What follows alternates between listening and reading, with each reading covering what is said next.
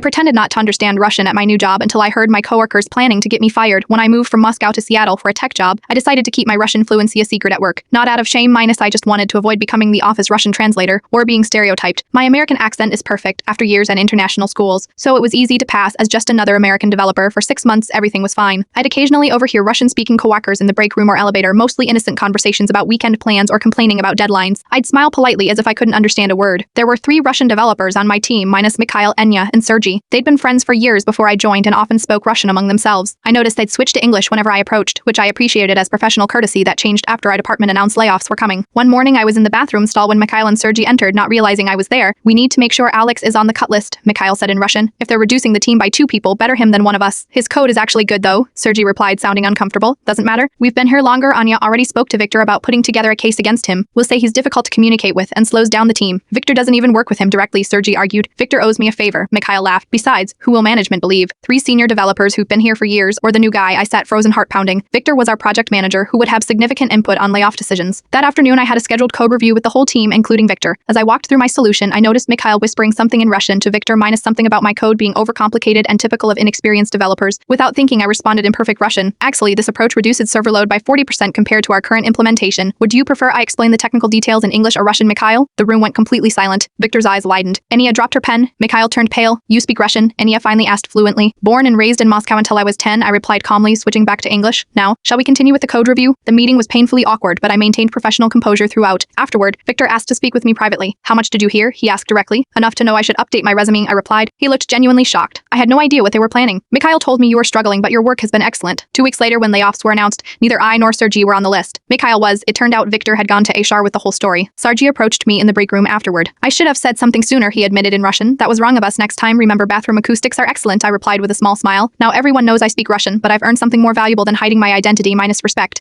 And Enya and I have actually become friends, bonding over our shared love of Russian literature that neither of us thought we'd find in Seattle. Sometimes revealing your cards at exactly the right moment is the best strategy of all."